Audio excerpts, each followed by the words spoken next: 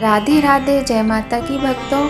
आप सभी का स्वागत करती हूँ स्पिरिचुअल ज्ञान साधना में, और आप सभी से अनुरोध करती हूँ कि स्पिरिचुअल ज्ञान साधना को सब्सक्राइब कर लीजिए और बेल आइकन को प्रेस कर दीजिए ताकि आपको नई नई वीडियोस का नोटिफिकेशन मिलता रहे। ओम नमो भगवते वासुदेवाय। जैसा कि आप सभी जानते हैं कि साल 2024 में चैत्र मास के कृष्ण पक्ष की पाप मोचनी एकादशी 5 अप्रैल 2024 दिन शुक्रवार को है। तो आज की वीडियो में हम आपको पाप मोचनी एकादशी की सुंदर कथा सुनाने वाले हैं। तो वीडियो को बिना स्किप किए अंत तक देखिएगा। पूरी ही वीडियो बहुत अच्छी लगेगी आपको, क्योंकि इस मोचनी एकादशी की सुंदर कथा का वर्णन किया जाएगा आज की वीडियो में। एकादशी का व्रत बहुत ही सुंदर व्रत होता है। पुराणों में इसका बहुत अधिक महत्व बताया गया है और पाप मोचनी एकादशी के नाम से ही विदित होता है कि समस्त पापों से मुक्ति दिलाने वाला ये व्रत है। तो चलिए देर न करते हुए प्रारंभ करते हैं आज की वीडियो। पाप मोचनी एकादशी के विषय में कथा सुनाते हैं आपको। अर्जुन ने भगवान श्री कृष्ण से कहा, हे मधुसूदन, आपने फाल्गुन मास के शुक्ल पक्ष की एकादशी अर्थात अमल की एकादशी के विषय में विस्तार से बतलाया। चैत्र माह के कृष्ण पक्ष में आने वाली एकादशी का क्या नाम है हे माधव, उसकी विधि क्या है? कृपा करके आप मेरी बढ़ती हुई जिज्ञासा को शांत करें। भगवान श्री कृष्ण ने कहा, हे अर्जुन, चैत्र मास के कृष्ण पक्ष की एकादशी को पाप मोचनी एकादशी के नाम से जाना जाता है। बोलिए लक्ष्मी नारायण भगवान की जय। एक बार की बात है, पृथ्वीपति राजा मानधाता ने लोमश ऋषि से यही प्रश्न किया था जो तुमने मुझसे किया है। अतः जो कुछ भी ऋषि लोमश ने राजा मानधाता को बतलाया वही मैं तुमसे कह रहा हूँ। राजा मानधाता ने धर्म के गुह्यतम ऋषि रहस्यों के ज्ञाता महर्षि लोमश ऋषि से पूछा कि हे ऋषि श्रेष्ठ, मनुष्य के पापों का मोचन किस प्रकार संभव है? कृपा कर कोई ऐसा सरल उपाय बताएं जिससे सभी को सहज ही पापों से मुक्ति मिल जाए। तो आइए प्रारंभ करते हैं पाप मोचनी एकादशी व्रत कथा। कथा को सुनते समय सभी लोग भगवान नारायण का, माता लक्ष्मी का ध्यान करते रहें, उनके मंत्रों का मन ही मन उच्चारण करते रहें। पूर्ण श्रद्धा भक्ति भाव के साथ आज की इस पाप मोचनी एकादशी का श्रवण करें। कहा जाता है कि यदि आप व्रत नहीं भी करते हैं तो भी भगवान का पूजन और इस कथा के श्रवण से आपको अत्यधिक पुण्य फल की प्राप्ति होती है और पापों से मुक्ति मिलती है। तो सबसे पहले थोड़ा सा भगवान का भजन कर लेते हैं, फिर कथा प्रारंभ करते हैं। श्रीमन नारायण नारायण नारायण, लक्ष्मी नारायण नारायण नारायण। बोलिए लक्ष्मी नारायण भगवान की जय। महर्षि लोमश ने कहा, हे निरप्ति, चैत्र मास के कृष्ण पक्ष की एकादशी का नाम पाप मोचनी एकादशी है। उसके व्रत के प्रभाव से मनुष्यों के अनेक पाप नष्ट हो जाते हैं। मैं तुम्हें इस व्रत की कथा सुनाता हूँ, ध्यान पूर्वक श्रवण करो। प्राचीन समय में चैत्ररथ नामक एक वन था। उसमें अप्सराएं किन्नरों के साथ विहार किया करती थी। वहाँ सदैव वसंत का मौसम रहता था, अर्थात उस जगह नाना प्रकार के पुष्प खिले रहते थे। कभी गंधर्व कन्याएं विहार किया करती थी, कभी देवेंद्र अन्य देवताओं के साथ क्रीड़ा किया करते थे। उसी वन में मेधावी नाम के ऋषि तपस्या में लीन रहते थे। वे शिव भक्त थे। एक दिन मंजू घोषा नामक एक अप्सरा ने उनको मोहित कर उनकी निकटता का लाभ उठाने की चेष्टा की। इसलिए वह कुछ दूरी पर बैठकर वीणा बजाकर मधुर स्वर में गाने लगी। उसी समय शिव भक्त महर्षि मेधावी को कामदेव भी जीतने का प्रयास करने लगे।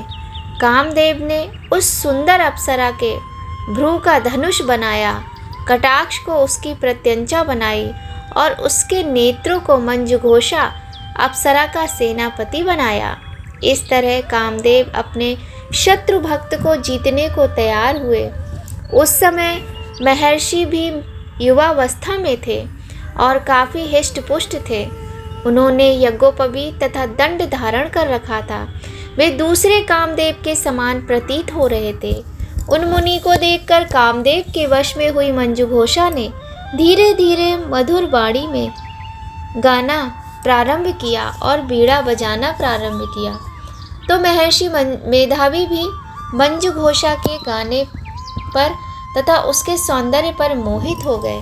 वह अप्सरा मेधावी मुनि को कामदेव से पीड़ित जानकर उनसे आलिंगन करने लगी। महर्षि मेधावी उसके सौंदर्य पर मोहित होकर शिव रहस्य को भूल गए और काम के वशीभूत होकर उसके साथ रमण करने लगे।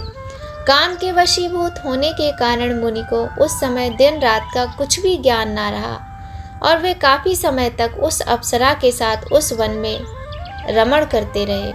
तदुपरांत मंजुघोषा उन मुनि से बोली, हे ऋषिवर, अब मुझे बहुत समय हो गया है, अतः स्वर्ग जाने की आज्ञा दीजिए।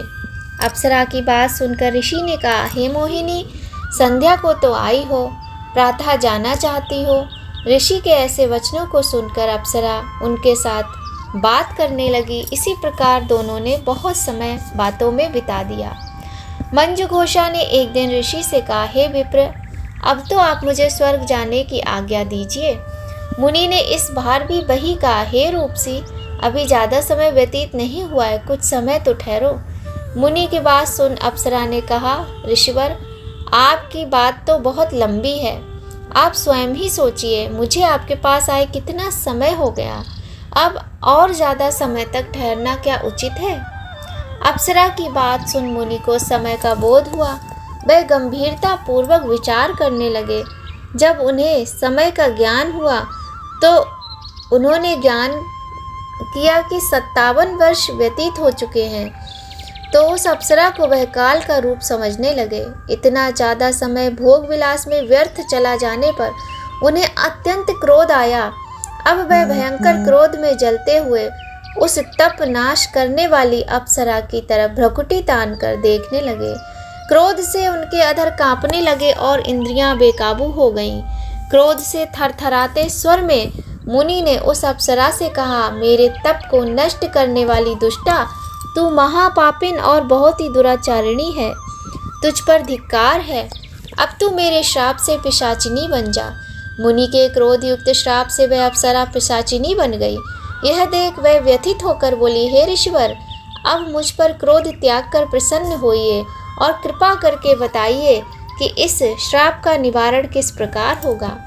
विद्वानों ने कहा है, साधुओं की संगत अच्छा फल देने वाली होती है और आपके साथ तो मेरे बहुत वर्ष व्यतीत हुए हैं, अतः अब आप मुझ पर प्रसन्न हो जाइए, अन्यथा लोग कहेंगे कि एक पुण्य आत्मा के साथ रहने पर मंजुघोषा को पिशाचिनी बनना पड़ा। मंजुघोषा की बात सुनकर मुनि को अपने क्रोध पर अत्यंत ग्लानि हुई, साथ ही अपनी अपकीर्ति का भी भय हुआ।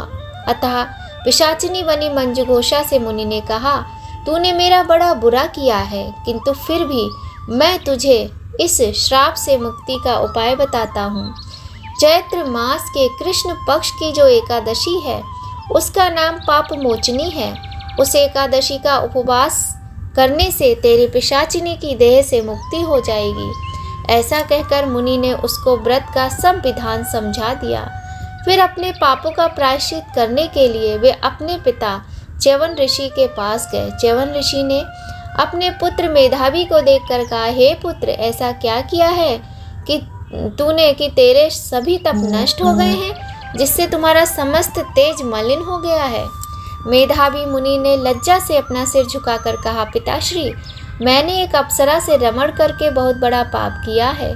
इसी पाप के कारण संभवतः मेरा सारा तेज और मेरे तप नष्ट हो गए हैं। कृपा आप मुझे इस पाप से छूटने का उपाय बतलाइए।